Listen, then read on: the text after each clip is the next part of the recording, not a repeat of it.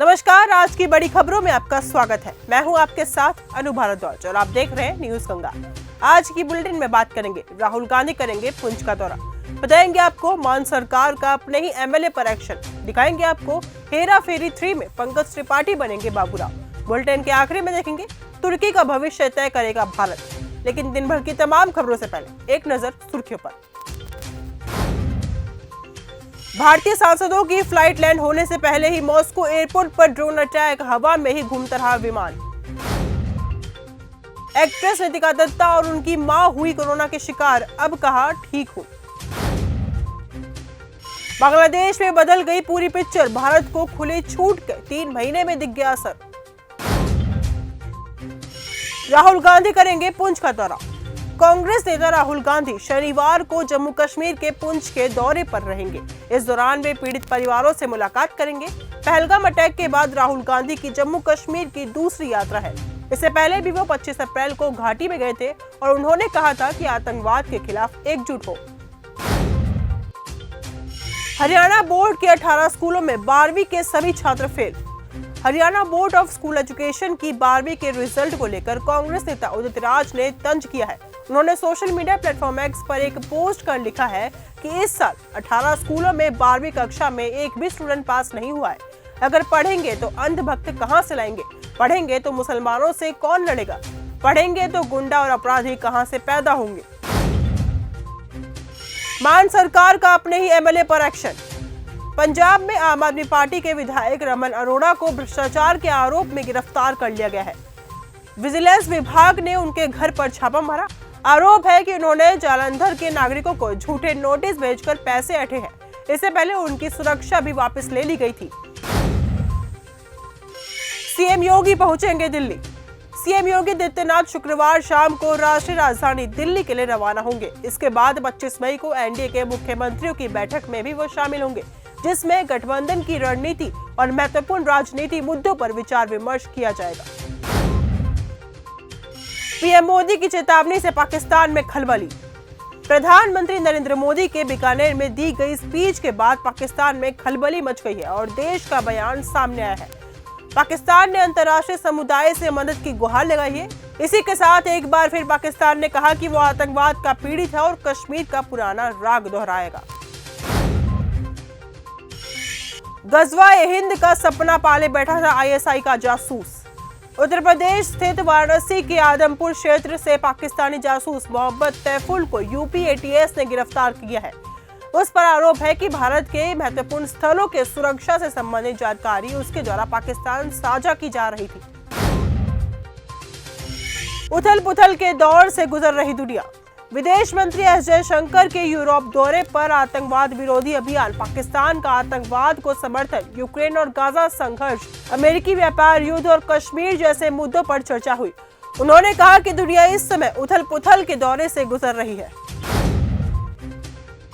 कांग्रेस का हाथ Pakistani vote bank के साथ। ऑपरेशन सिंदूर में पाकिस्तान को पहले से सूचित किए जाने की बात पर राहुल गांधी बीजेपी पर हमलावर है।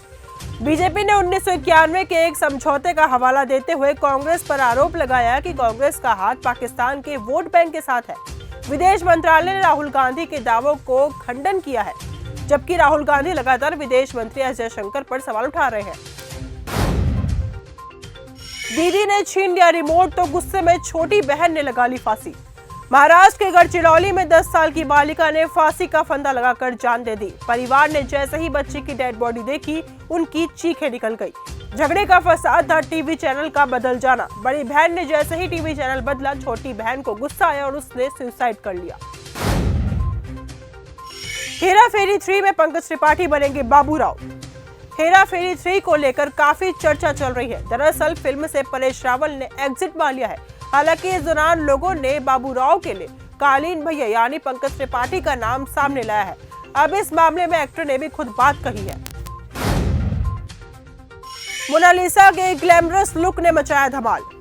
यूपी के प्रयागराज कुंभ मेले के दौरान मोतियों और मालाओं को बेचकर सुर्खियों में आई मोनालिसा भोसले एक बार फिर एंटरटेनमेंट की दुनिया में छा गई है। इस बार नए वायरल वीडियो में उनके प्रशंसक पहली नजर में मोनालिसा को पहचान ही नहीं पा रहे। वीडियो में वह खूबसूरत मेकओवर स्टाइल में दिखाई दे रही है। उनका ये बोल्ड अंदाज पहली नजर में ही सभी को लुभाने के लिए काफी है। सुनील शेट्टी और जैकी श्रॉफ हंटर 2 से फिर मचाएंगे धमाल। बॉलीवुड एक्टर सुनील शेट्टी की मोस्ट अवेटेड सीरीज हंटर 2 को लेकर बड़ी जानकारी सामने आई है। अब ये सीरीज दर्शकों के लिए जल्द ही दूसरे सीजन के साथ स्ट्रीम होने जा रही है। सीरीज में जैकी श्रॉफ और सुनील शेट्टी जबरदस्त अंदाज में नजर आएंगे। बांग्लादेश में तख्ता पलट होकर रहेगा। बांग्लादेश एक और तख्ता पलट की कगार पर है। शेख हसीना के देश छोड़ने के बाद अंतरिम प्रधानमंत्री मोहम्मद यूनूस पर सेना का दबाव बढ़ता जा रहा है। जनरल वाकर उस जमा चुनाव की तारीख तय करने की मांग कर रहे हैं। वहीं यूनूस टाल मटोल कर रहे हैं। सेना और सरकार के बीच तनाव अब बेकाबू होता जा रहा है। सवाल यह है कि यूनूस इस संकट से खुद को कैसे बचा पाएंगे। तुर्की का भविष्य तय करेगा भारत। जम्मू कश्मीर में आतंकवादी हमले के बाद भारत और पाकिस्तान के बीच बढ़ते तनाव में तुर्की का पाकिस्तान को समर्थन चिंता का विषय बना हुआ है। तुर्की द्वारा पाकिस्तान को ड्रोन सप्लाई करने और सीमा पार आतंकवाद पर चुप्पी साधने से भारत तुर्की संबंध बिगड़ गया है। भारत सरकार ने तुर्की को कड़ी चेतावनी दी है, जबकि सोशल मीडिया पर #बॉयकॉट तुर्की ट्रेंडिंग पर है, जिससे तुर्की को आर्थिक नुकसान हो सकता है। चीन में जिनपिंग के खिलाफ उतरी जनरेशन Z।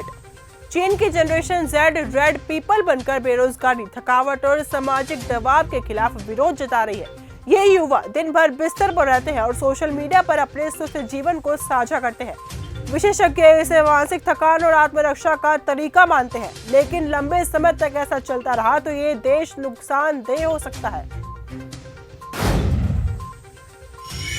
तो फिलहाल आज के इस बुलेटिन में सिर्फ इतना ही। देश और दुनिया की तमाम खबरों के साथ ऐसे जुड़े रहने के लिए देखते रहिए न्यूज़ गंगा। धन्यवाद।